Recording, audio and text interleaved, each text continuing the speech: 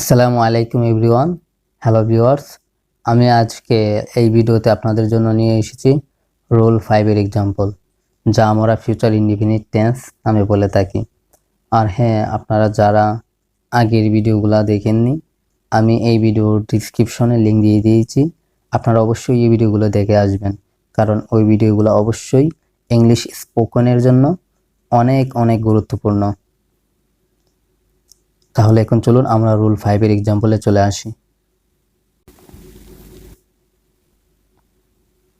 Future indefinite tense এবং English super method rules এর 5 নম্বর rule হলো এটি।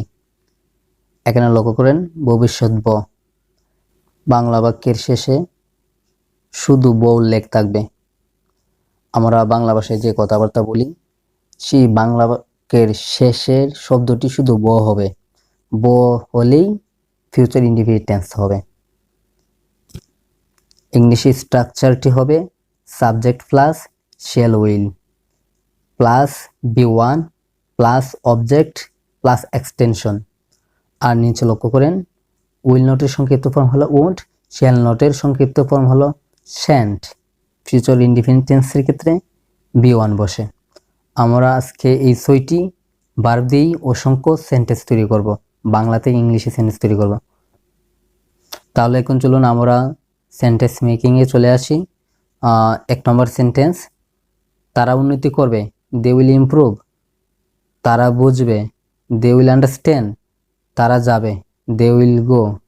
অর্থাৎ আমি একটি সাবজেক্ট এবং একটি ভার্ব নিছি, শুধু একটি সাবজেক্ট এবং একটি ভার্ব নিছি। ওকে, এখন অ্যাফার্মেটিভ সেন্টেন্সের নেগেটিভ সেন্টেন্স হবে তারা উন্নতি করবে না, ইংলিশ হবে দে উইল নট ইমপ্রুভ। তারা বুঝবে না, দে উইল নট আন্ডারস্ট্যান্ড। তারা যাবে না, দে উইল নট গো।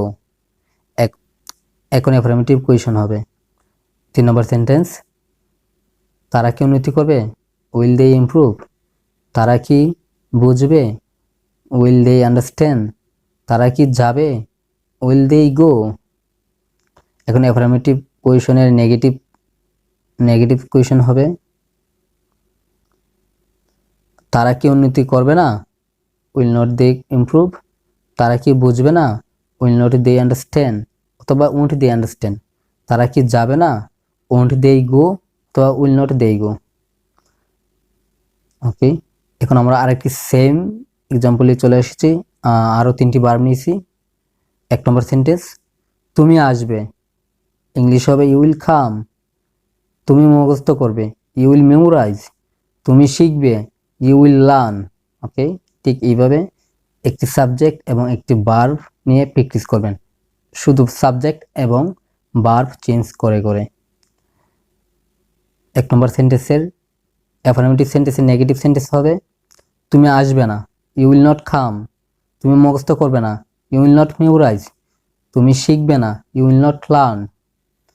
এখন অ্যাফার্মেটিভ কোয়েশন হবে তুমি কি আসবে, উইল ইউ কাম।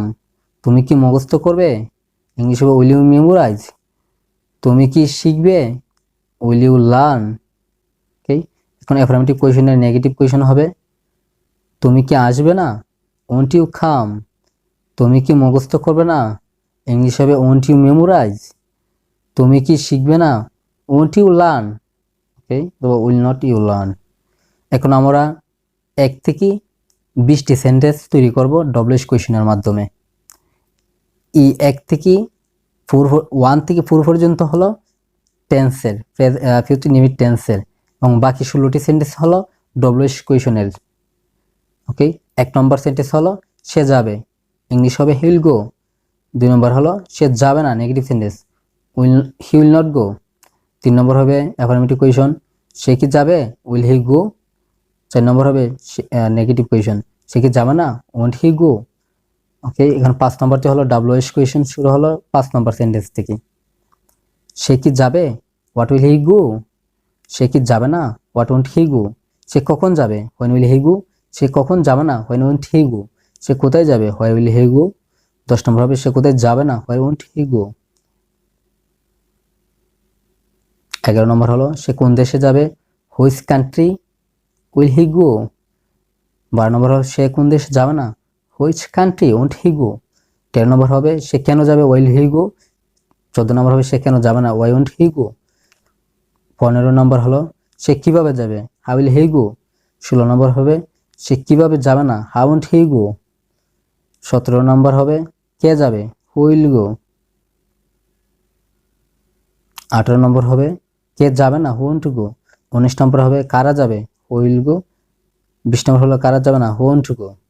অর্থাৎ এখানে একটি সিঙ্গুলার, 17 থেকে 18 হলো সিঙ্গুলার, 19 থেকে 20 হলো প্লুরাল। ওকে, আমি এর আগের ভিডিওতে অনেকবার বলেছি সিঙ্গুলার এবং প্লুরাল নিয়ে, এই 17 নম্বর থেকে 20 নম্বর নিয়ে। ওকে, ঠিক এইভাবে আমি আপনাদের মাঝে যেভাবে 1 থেকে 20টি সেন্টেন্স তৈরি করেছি একটি সাবজেক্ট এবং একটি ভার্ব নিয়ে, ঠিক আপনারা একইভাবে বিভিন্ন সাবজেক্ট এবং বিভিন্ন ভার্ব দিয়ে প্র্যাকটিস করবেন। আর অবশ্যই আপনারা 1 থেকে 20টি সেন্টেন্স এক নিঃশ্বাসে বলবেন, মুখের জড়তা কেটে যাবে। আর অবশ্যই আমি এই ভিডিওর ডিসক্রিপশনে 21টি রুলস দিয়ে দিয়েছি। 1 থেকে 14টি রুলস হলো সবচেয়ে বেশি গুরুত্বপূর্ণ। আপনাদের অবশ্যই 21টি রুলস আয়ত্ত করতে হবে। 21টি রুলস আয়ত্ত করার পর জাস্ট শুধু 14টি রুলস দিয়েই প্র্যাকটিস করলে হবে। তাহলে আপনারা সবাই ভালো থাকেন। আজকের ক্লাসটি এই পর্যন্তই ছিল। আল্লাহ হাফেজ।